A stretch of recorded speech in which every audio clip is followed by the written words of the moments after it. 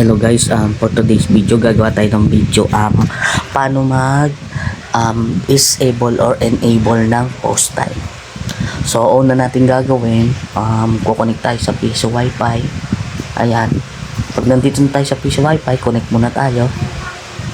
Yan, hulog muna tayo ng coins kahit magkano.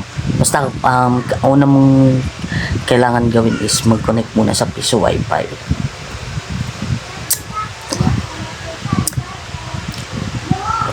Kasi hindi mo siya ma-open kapag hindi ka nag-connect sa piso wifi. So ayan, so hulog tayo, piso ulit, tsaka piso, mga tres para medyo mahaba-haba. Ayan, pag nakakonect ka na, pindutin mo lang tong, ayan, nakikita mo yung done paying. Ayan, pindutin mo yan.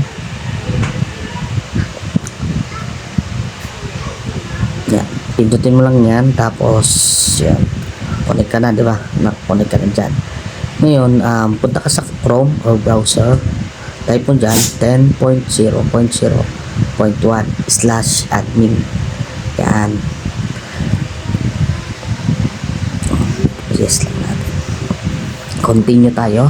Lalabas to, username at password. Tatakpan ko muna kasi hindi nyo pwede itong makita, baka ma-open nyo din yung admin access. Tsaka kailangan ikaw lang nakakaalam ng admin access, okay? Importante yun, para hindi sila makalibre. Ngayon, pag nandito ka na sa dashboard, pindutin mo tong tatlong guhit sa taas, yan. Tapos pinakamaba, yan, hanapin mo yung portal settings. Ayan, portal settings. Yan, tapos scroll ka lang pababa. Yan, pababa, sipa sa pinakababa siya. Sige, pindutin mo pa pinakababa. Yan, insert coin unlimited. So ito na, insert coin mode. Enable, disable. Yan, dyan mo lang siya pipindutin, pwede mo na i-save. Yan, pindutin mo yung save changes. Yan, okay, ganun lang. So ganun lang kadali guys ang mag-edit ng post time kung gusto mo i-disable or enable siya. So yun, ganun lang guys, save mo lang. Save, ganun lang kadali guys.